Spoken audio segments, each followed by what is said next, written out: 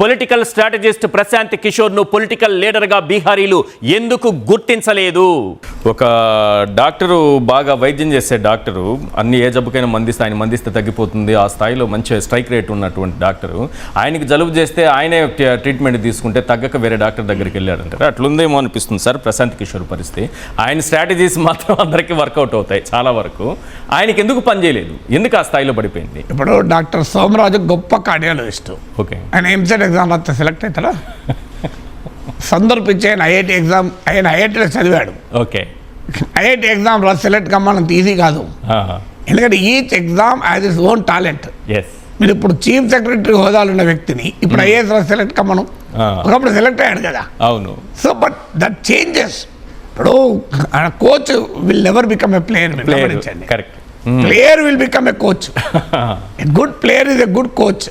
చాలా మంది మనకు కనబడతారు. But a good coach will never be a good player.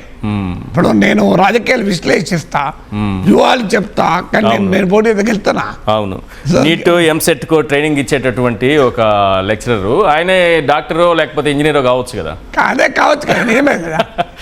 Students ఆయన తయారు చేస్తాడు, చాలా మంది తయారు చేస్తాడు, కానీ ఆయన కావచ్చు కదా. మీరు ఇప్పుడు ఐఏఎస్ లో సెలెక్ట్ కాని వాళ్ళంతా ఐఏఎస్ బ్రహ్మాండమైన కోచింగ్ ప్లేయర్ కాస్తారు. అవును. అందువల్ల these are two different fields. Coaching is different, playing is different. అవును.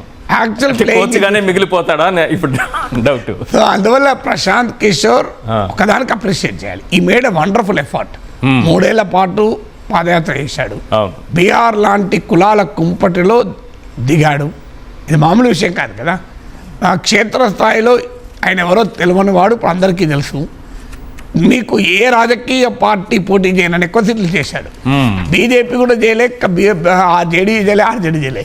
243 సీట్స్లో 238 సీట్స్ కంటెస్ట్ చేశాడు. సో మీకు కంచీరామ్ మాట అంటాడు Eshwar, first election is to lose, మొదటి ఎన్నిక ఓడిపోవటానికి. Second election is to cause defeat, రెండో ఎన్నిక ఇంకో ఓడించడానికి. Third election is to win అంటాడు. అంటే ఫస్ట్ ఎలక్షన్లో 0, సెకండ్ ఎలక్షన్లో కింగ్ మేకర్, థర్డ్ ఎలక్షన్లో కింగ్. సో ఇప్పుడు ప్రశాంత్ కిషోర్ 0తో మొదలయ్యాడు. అవును.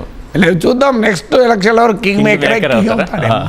సో మీకు ఒక్క అరవింద్ కేజ్రీవాల్ మాత్రమే కంచీరామ్ ఫార్ములా తప్పని ప్రూవ్ చేశాడు. ఆయన ఫస్ట్ ఎలక్షన్లోనే గెలిచాడు. అది కూడా చాలా దగ్గర దాకా వచ్చాడు, కాంగ్రెస్తో కలిసి అధికారంలోకి వచ్చాడు. కానీ అరవింద్ కేజ్రీవాల్కు బ్యాక్గ్రౌండ్ ఉంది. ఆయన సివిల్ సొసైటీ మూవ్మెంట్ నడిపాడు, ఎన్జిఓ సెక్టార్లో పనిచేశాడు, బెక్సాస్ అవార్డు విన్నరు. సో అరవింద్ కేజ్రీవాల్ ప్రశాంత్ కిషోర్కి ఏది లేదు. ప్రశాంత్ కిషోర్ డైరెక్ట్ పాలిటిక్స్ లో అరవింద్ కేజ్రీవాల్కే అనుభవం అంటారు సార్?